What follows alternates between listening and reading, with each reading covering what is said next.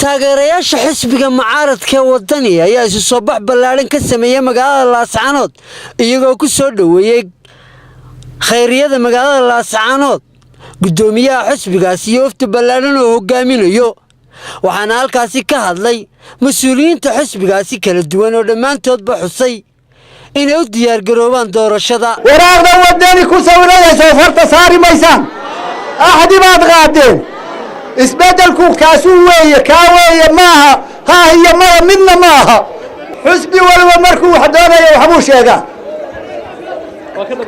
ka dhabeeyo waxaanu aad noo ballan qaadaysaan hal arrin oo muhiim aan idiin sheegayaa reer Laascaanood waxaad xisbigan ku doorataan oo ugu codaysaan dawladda xisbiga ka dhalata ma ahaan doonto mid idiin kala qaybisa sidii maamuladii hore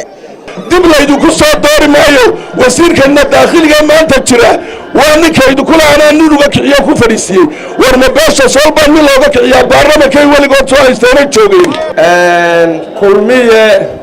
wuxuu noqday guri qaniin leh guriga qaniin kalena waa laga guuraa guriga cusub kale baa loo guuraa waa ka guuraynaa waxaynu u codaynaynaa oo ka mid noqonaynaa xisbiga isbeddelka ee wadani waxaan leeyahay dadka reer Sool dhibaata idinka soo qabsatay xukuumadii hore inta Laascaanood laydinku yimi meel wali wax laydinka weydiiyay danihiina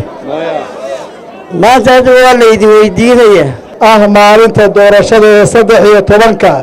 iyo waxa uu go'aankiinu noqonayo inaad halkan keenteen baan aaminsanahay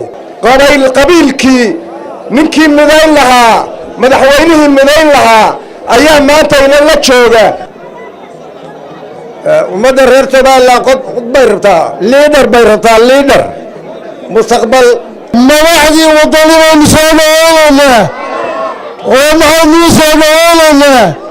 isbeddelka waddanku hore Soomaaliland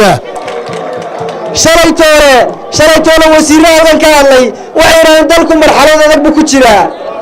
war nimanka marxaladda adag geliyay baa dalka ka saari karaa mise nimanka dulmiga ka tagay dawladii waqtigeedii uu dhamaaday madaxweyne Silaayna khayr Allah si waqtigiisa uu dhamaaday dalkuna isbeddel buu baahay Soomaha isbeddelka sida uu muujisay buu baahay Soomaha guul baynu doonaynaa insha Allah taala qarankeena guud ahaan inaynu u keeno waxaan idinku iibinaa codkiina idin weydiisay aad baan maqal maxay u tiraadeen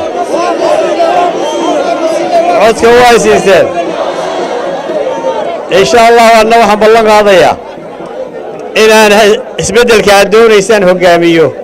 inaanu dastuurka furo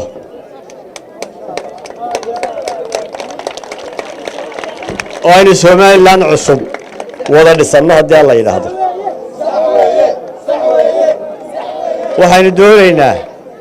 inaynu dawlad wadani aynu filayno insha Allah 10 cisho ka bacdi ay noqoto dawlad shacbiga wada leeyahay gobol aan baahi ka jirin ma jiro degmo aan baahi ka jirin ma jirto laakiin mudnaanta waxaan siinaynaa in qofku uu helo waxyaabaha asaasiga nolosha ka maarmin waxaanu doonaynaa inaynu abuuro 15 kun oo shaqo 5 sanadood ugu horeeya maamulka wadani inaanu samayno unug nabadgelyada ilaaliya ciidamada qarankana hawlahoodii waajibaadkooda ahaa aanu u dayno unugaana waxaan u bixin doonaa daraawiish